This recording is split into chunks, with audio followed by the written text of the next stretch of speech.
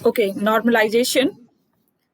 Last class I already explained what is normalization. Simply, normalization is the process of refining the data's model built by the ER diagram. The basic objective of normalization is to reduce the redundancy. As we know, the advantage of the database management system, the first advantage is to reduce the redundancy. So the normalization is the techniques by which we can reduce that redundancy.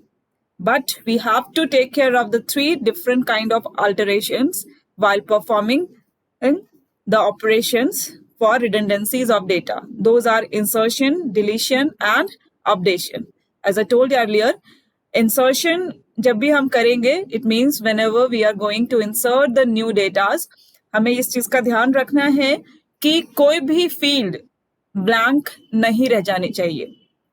Clear? या ऐसा नहीं होना चाहिए कि duplicate हो रहा है तो हम उस चीज को छोड़ दें, क्योंकि डेटाबेस मैनेजमेंट सिस्टम उस चीज को अलाउ नहीं करता है. Clear? Second was the deletion. Deletion के लिए मैंने बताया था कि जब डिलीट क्यों कर रहे हैं, because we want to remove the redundancy. But उस डिलीशन के चक्कर में ऐसा नहीं होना चाहिए कि कोई वाइटल इंफॉर्मेशन आपका लॉस हो जाए. And the last one is updating.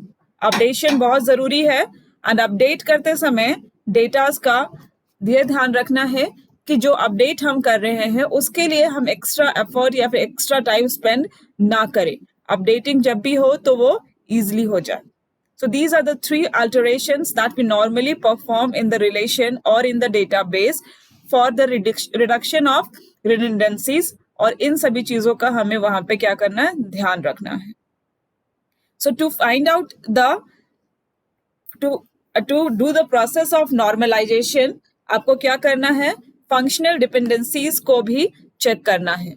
It means how one value, मतलब the value of one attribute depends on the value of other attributes. Last class मैंने आपको examples भी बताए थे, जैसे y is functionally dependent on x. यहाँ पे क्या है, y and x are the two different attributes of a relation, जिसमें y क्या है, dependent है x पे. So given the value of x, we get the values of y. Clear? Another example, item name is functionally dependent on item code. And another example is the relation student, which has the attributes roll number, name, address, department, and year of study. Name, address, department, and year of studies are functionally dependent on roll number. मतलब given the value of roll number, we get the values of the attributes name, address, department, year of study of any particular student. तो यहाँ पे आपको क्या करना है, we have to find out the dependencies among the relation, identification of attribute or set of attributes as the key relation, and multi-valued dependencies between the attributes. Last class already discuss किया था first normal form के बारे में. First normal form is your flat table और flat file, जिसमें सभी properties और क्या होते हैं इंडिविजुअली डिस्क्राइब करते हैं. Clear? And 2NF, 3NF, 4NF are the improved or the higher successive higher normal forms of one another.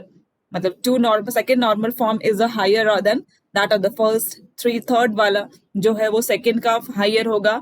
तो जब भी हम 1 से 2 में जा रहे तो हमारा फाइल किस में होना चाहिए, फर्स्ट नॉर्मल फॉर्म में. 2 में से 3 में जाएंगे तो भी directly can not go from 1 to 3. आपको 1 से 2 पे जाना होगा और फिर 2 से 3 पे जाना होगा. क्लियर? एक सक्सेसिव है सिर्फ. Clear? So let's come to the second normal form. Second normal form क्या बोलता है, a relation is set to be in 2NF if it is 1NF and none key attributes are functionally dependent on the key attribute. ये इसका key thing है. आपको ऐसे attribute find करने होंगे जो कि आपका की एट्रीब्यूट होंगे और जितने भी नॉन की एट्रीब्यूट्स हैं वो क्या होंगे, फंक्शनली डिपेंडेंट होंगे की एट्रीब्यूट पे. Let's go back to the example of your student table जो हमने लास्ट क्लास में पढ़ा था. स्टूडेंट टेबल में आपका की एट्रीब्यूट क्या है? रोल नंबर है, and the rest name, address, year of study, department, these are non-key attributes. Clear? Clear? Key attribute and non-key attribute. तो यहाँ पे क्या करना है? Non-key attributes are functionally dependent on key attribute. Further, if the key has more than one attributes, then no non-key attribute should be functionally dependent upon the key attribute. Then we will consider the above table in 1NF. The relation is in 1NF. The key is order number and item code. यहाँ पे जो हमारा example है, ये table जो है वो table क्या है? 1NF में है. अब इसको आपको कन्वर्ट करना है 2NF में. तो 1NF का जो की है that is your order number and item code. ये आपका कंपोजिट की है. क्लियर? ये आपका क्या है? कंपोजिट की है. कंपोजिट क्यों है? क्योंकि यहाँ पे दो ऐसे एट्रीब्यूट्स को मिला करके एक की एट्रीब्यूट बनाया गया है, और उस एट्रीब्यूट की को हम लोग क्या बोल रहे हैं? कंपोजिट की बोल रहे हैं. Clear? And order date, quantity, price per unit are functionally dependent on order number and item code. So order date, quantity, price per unit are the non-key attributes which are functionally dependent on order number and item code. Clear? The non-key attribute price per unit is functionally dependent on item code, which is the part of a relation key. अब यहाँ दूसरी चीज क्या बोली जा रही है कि price per unit is functionally dependent on item code. Price per unit is functionally dependent on item code. It means given the value of item code, अब अगर आप item code इंटर करेंगे तो आपको उसका प्राइस पर यूनिट पता चल जाएगा, क्योंकि एक आइटम कोड का एक ही प्राइस होगा. एक आइटम कोड से सिर्फ एक ही आइटम निकल के आएगा और उसका एक इंडिविजुअल प्राइस होगा. क्लियर? वहां पे किसी तरह का कोई कंफ्यूजन नहीं होगा. इफ यू इंटर 001 और अगर वो जॉनसन बेबी क्रीम का कोड है तो it will give the price of that particular item only. Clear? इसीलिए यहाँ पे क्या बोल रहे हैं? Price per unit is functionally dependent on item code. The non-key attribute order date is functionally dependent on order number. अब यहाँ पे क्या बोल रहे हैं? ऑर्डर नंबर पे ऑर्डर डेट भी आप मालूम कर सकते हैं. क्लियर? एक ही ऑर्डर नंबर दो कस्टमर का कभी नहीं हो सकता है. नहीं होगा ना. एक ही ऑर्डर नंबर दो कस्टमर का कभी नहीं होगा. अगर आप ऑर्डर नंबर डालेंगे तो आप बता सकेंगे कि वो पर्टिकुलर ऑर्डर डेट किस दिन का है. तो यहां पर भी आपका क्या बोल रहे हैं? एक नॉन की एट्रीब्यूट जो ऑर्डर डेट है that depends on order number which is a part of a relation की. Thus the relation is 2NF by splitting it in 3 relation. अब आप क्या कर रहे हैं कि इस टेबल को, जो ये इंटायर टेबल था, उसको ब्रेक कर रहे हैं 3 टेबल्स बना करके. क्लियर? 3 टेबल्स. आप अपना पहला वाला टेबल देखिए, that is your table number 1. वो एक इंटायर टेबल है जो 1NF में है. अब आपने यहाँ पे फंक्शनली डिपेंडेंसी निकाली. पहला चीज ये निकाला कि order date, quantity and price per unit, ये नॉन की एट्रीब्यूट्स डिपेंड करते हैं composite attributes order number and item code पे. सेकेंड चीज ये फाइंड आउट किया कि price per unit is functionally dependent on item code. और थर्ड चीज ये मालूम किया कि order date is functionally dependent on order number. तो इस तरह से आप क्या करेंगे? 3 टेबल बनाएंगे. एक टेबल ऐसा है जिसका नाम हमने दिया ऑर्डर रिलेशन, जिसमें सिर्फ दो एट्रीब्यूट यूज किया गया, order number and order date. दूसरा टेबल बनाया जिसमें order number, item code and quantity per unit, sorry quantity डाली हमने। तीसरा टेबल हमने बनाया item code, price per unit. Clear? अब बड़े वाले टेबल को देखिए गर्ल्स, अगर आप वहां बड़े वाले टेबल को देखेंगे तो 1456, 1456, 1456 ये 3 बार आ रहा है, ऑर्डर नंबर है ये 1456, 1456 ये 3 बार आ रहा है। क्लियर? ऑर्डर डेट भी सेम है, बट आइटम कोड क्या है, डिफरेंट डिफरेंट है। राइट? अभी यहां पे तो मेरा दो चीज डुप्लीकेट हो गया ना, 14561 और ऑर्डर डेट। समझ में आ रहा है? बड़े टेबल को देखिए, 1456 और सॉरी 1456 और ऑर्डर डेट, ये जो है वो 3 बार आ गया। ठीक है? तो अभी अगर हम किसी चीज को भी यहां से डिलीट मार देते हैं टू रिमूव द रिडंडेंसी, जो डुप्लीकेशन हो रहा है, आप किसी भी चीज को डिलीट मारिए, 1456 बाकी दो जगह से हटा दीजिए, आप नहीं हटा सकेंगे क्योंकि फील्ड ब्लैंक नहीं रहनी चाहिए। क्लियर? पहला चीज। दूसरा, अगर आप वो डिलीट मार देती हैं कोई भी रो को, सॉरी कोई भी कॉलम को, तो 1456 के साथ एसोसिएटेड 4627, 3214 आइटम कोड भी डिलीट हो जाएगा। अगर मैं एक रो को डिलीट मार देती हूँ जस्ट बिकॉज ऑफ डुप्लीकेशन, कि मुझे वो हटा देना है, ठीक है, तो मेरा डुप्लीकेशन खत्म हो जाएगा। तो डिलीट मारने से आई लॉस द वाइटल इंफॉर्मेशन। अरे भाई, उसमें तो दूसरा भी आइटम कोड का ऑर्डर है ना, 4627, 3214, तो हम उसको लॉस नहीं कर सकते। क्लियर? तो ये हो गया। ठीक है? तो ये दो चीजें ये पॉसिबल नहीं है, इन दो चीजों का ध्यान रखना है। इसीलिए इस टेबल को क्या किया गया, ब्रेक किया गया 3 टेबल में। एक टेबल हमने सिर्फ ऐसा बनाया जिसमें order number and order date डाला। तो 1456 किस दिन का ऑर्डर था, 26/2/98 का, दैट इज मेंशन्ड। उस टेबल में सिर्फ ऑर्डर नंबर और ऑर्डर डेट लिख रहे हैं। फिर 1186, 1788। क्लियर? अब अगर हम 1456 हटाते हैं ऑर्डर डेट यहां से, तो बाकी चीजें नहीं डिलीट होंगी मेरी। क्लियर? बाकी चीजें हमारी वहां से डिलीट नहीं होंगी। तीसरा हमने बनाया, सॉरी दूसरा टेबल हमने बनाया था ऑर्डर डिटेल का। वहां पे क्या है कि कौन कौन सा आइटम कोड दिया गया और कितना क्वांटिटी पे दिया गया और किस ऑर्डर पे दिया गया, ये मेंशन करना जरूरी है। क्लियर? कैसे आप रिलेट करेंगे? अगर यहां से हम ऑर्डर नंबर पूरा का पूरा इंटायर कॉलम हटा देते हैं, तो how we come to know कि 3687 किसका ऑर्डर था, किस ऑर्डर नंबर में था? नहीं पता चलेगा। इसीलिए यहां पे इस चीज को रिपीट किया गया है। Clear? Next, item code, price per unit.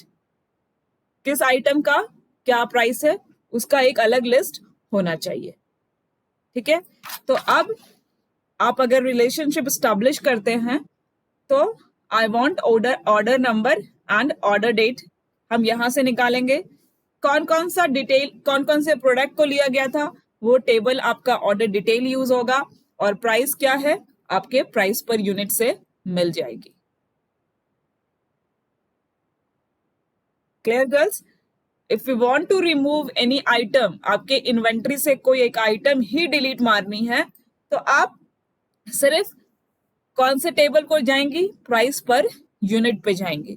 Price per unit वाले टेबल में जाने से आप सिर्फ सेलेक्ट कीजिए आइटम कोड और उसका प्राइस वहां से हट जाएगा, लेकिन उससे रिलेटेड कोई भी इंफॉर्मेशन कहीं भी जाकर के लॉस नहीं होगी। क्लियर?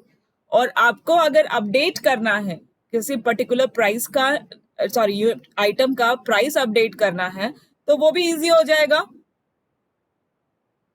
क्योंकि वो सिर्फ पर्टिकुलर आइटम कोड को आप देखिए, लाइक 4629 है, सॉरी 4627 है, तो 4627 में जाकर के आप उसका प्राइस इंक्रीज कीजिए या डिक्रीज कीजिए, वो ऑटोमेटिकली दूसरे किसी टेबल में जाकर के चेंजेस करने की जरूरत नहीं होगी, सिर्फ एक कॉलम को आपको एक रो को आपको चेंज करना है। 462 में गए 60.20 था, नाउ इट इज 80.20, तो 80.20 हो गया वहां पे। क्लियर? अगर उसी चीज को आप टेबल नंबर 1 में करेंगी तो आपको 3 जगह पे चेंजेस करने पड़ेंगे। 4627 3 जगह पर है। क्लियर? तो अपडेशन भी इस जगह पे इजी हो गया। Clear girls? In the above table, the relation order has order number as the key. आपका order number key है वहां पे. In order detail has the composite key, order number and item code. Order detail में आपका composite key use हो रहा है. That is your order number and item code. In both the relation, none key attributes are functionally dependent on the whole key. In transforming to 2NF relation, the repetition of order date has been removed. अब देख लीजिए order date कहीं पर भी repeat नहीं हो रहा है. Further, if an order for an item is cancelled, the price of an item is not lost. अगर आप कोई भी order को cancel करते हैं तो आप सिर्फ order number में जाकर के order relation में जाकर के delete मारिएगा, तो that will not lose your price per unit. Clear? जो कि पहले टेबल में ये नहीं हो रहा था. अगर एक भी ऑर्डर को आप कैंसिल कर देती तो वो इंटायर रो को डिलीट करेगा और उसकी वजह से क्या होगा, प्राइस पर यूनिट भी लॉस हो जाएगा. For example, if order number 1886 for the item code 4629 is cancelled in table 1, then the fourth row will be removed and the price item is lost. अभी हम यहाँ पे क्या बोल रहे हैं, आप अपना टेबल नंबर 1 देखिए, वहां पे ये बोल रहे हैं कि if an order number of 1886 for 4629 for 4629 को कैंसिल कर दिया गया मतलब अब आप उसको डिलीट मार दीजिए, उसकी जरूरत नहीं है. तो वहां पे क्या होगा कि जो प्राइस पर यूनिट है 20.25 फॉर द 4629 आपका क्या हो जाएगा, लॉस हो जाएगा. लॉस क्यों हो जाएगा, क्योंकि 4629 उस इंटायर टेबल में कहीं पर भी नहीं है. क्लियर? लेकिन अब यहाँ पे टेबल नंबर 2 में अगर आप कोई भी 1886 को कैंसिल भी करते हैं तो it will not make any changes on the price table. These relation is in 2NF meet all the ideal conditions specified. The three relation obtained are self-contained. There is no duplication of data within the relation. So these tables are, matlab table A, B, C are self-contained and they do not contain any kind of duplication of data. So your table is in 2NF. Clear?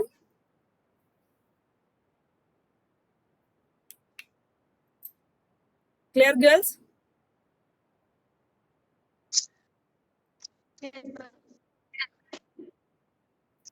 Any doubt?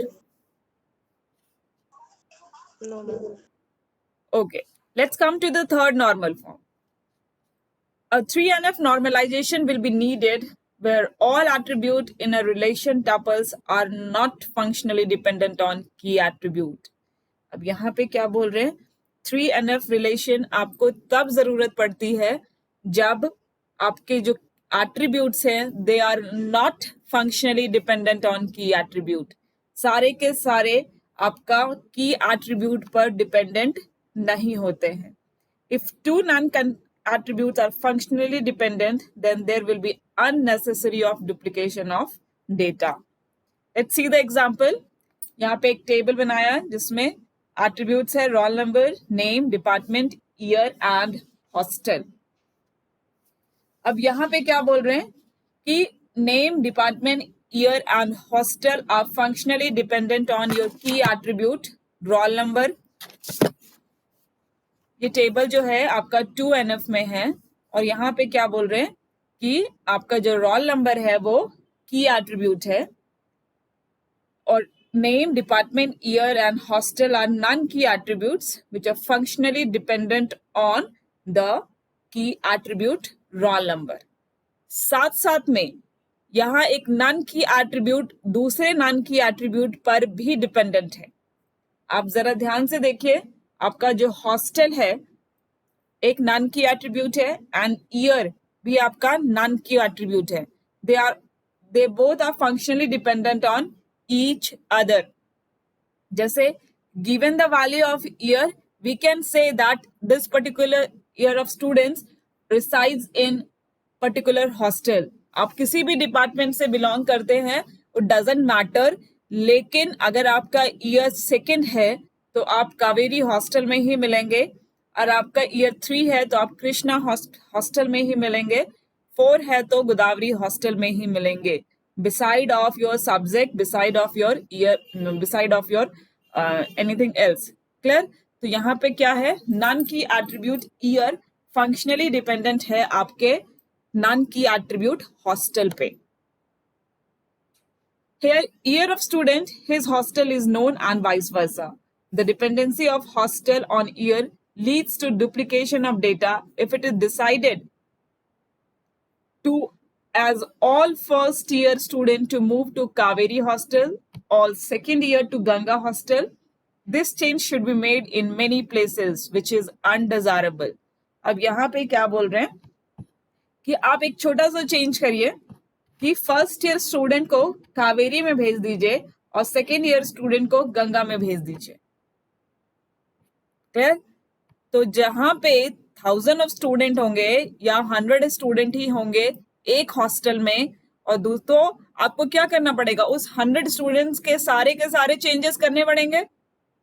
सभी particular student का जा करके change करना पड़ेगा आपको, मतलब database में आपको अपडेट करना पड़ेगा. हर सेकंड के सामने गंगा और हर फर्स्ट के सामने कावेरी लिखना होगा, विच इज अनडिजायरेबल. जैसे मैंने आपको बताया था कि जब आप अपडेट करें तो अपडेट कभी भी टाइम टेकिंग नहीं होनी चाहिए.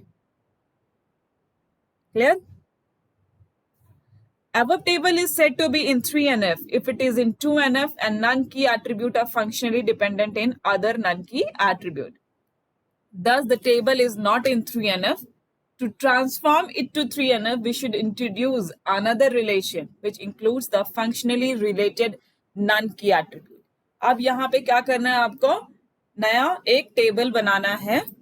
इस टेबल में क्या करना है, आपको उन एट्रीब्यूट्स को लेना है जो नन की हैं और वो एक दूसरे पे डिपेंडेंट है. क्लियर?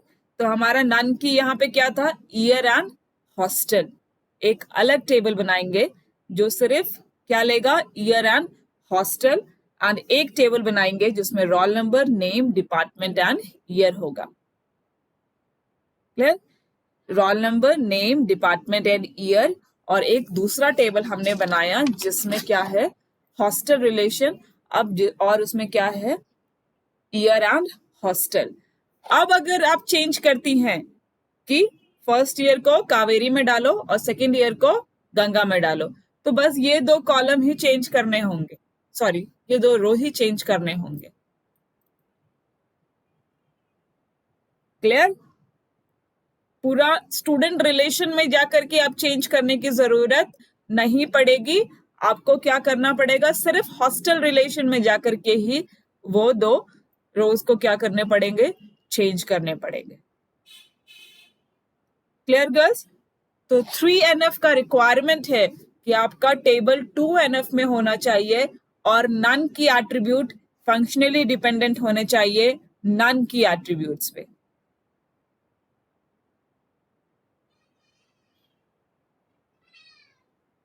क्लियर?